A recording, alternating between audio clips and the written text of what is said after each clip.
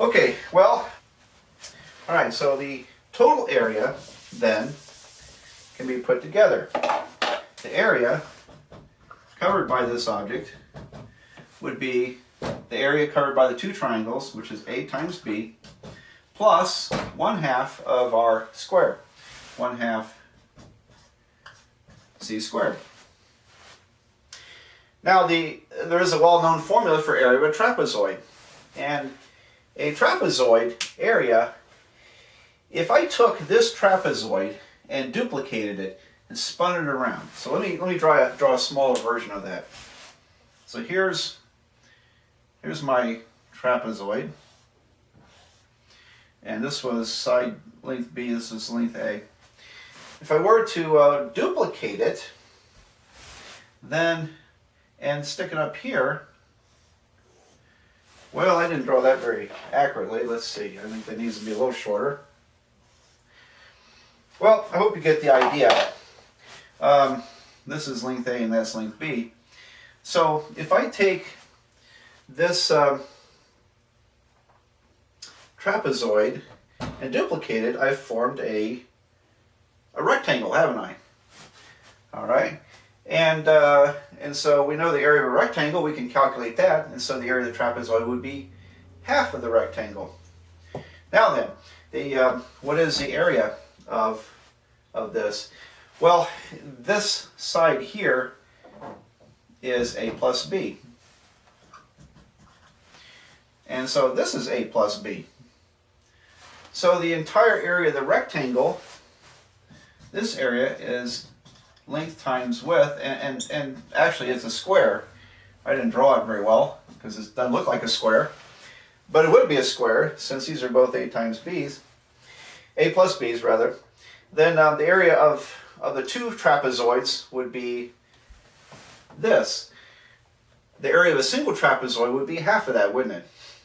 And so if I just take half, one of the trapezoids would be half this area. So that means that the area can also be written as A plus B times A plus B, which is the area of this square, divided in 2 to get the area of the trapezoid. Well, all right, now let me erase this and we'll see what we have. So I found 2 different ways to express the area here. And that created an equation, because remember, an equation is 2 different ways to say the same thing. So I have, if I multiply this out, I get A squared plus 2AB plus B squared, all divided by 2. So I FOIL that out, it's all divided by 2. And let me write this over, well, remember these 2 are equal. If I were to multiply everything by 2, so we can multiply equations by 2. I'm doing that just to simplify the algebra. Then on the right side of the equation, the 2 cancels, and I get, where am I going to write this?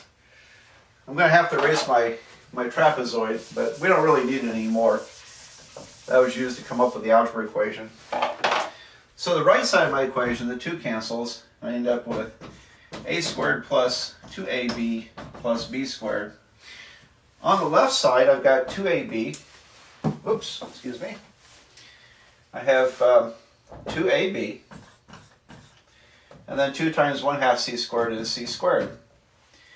And then you can see that you can subtract that term from both sides, and look what appears. It's the Pythagorean theorem relationship. So there it is. No one had ever done a proof quite like that with the Pythagorean theorem. There are a lot of proofs of the Pythagorean theorem out there.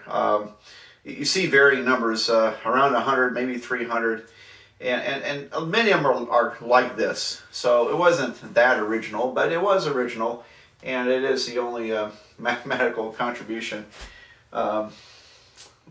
that we know of by a United States president or a future president. All right, so it's been proved, and it works for every right triangle there is. All right, now we're going to move on and show ways to apply this things, and so we'll make a lot of use out of the Pythagorean theorem in this chapter.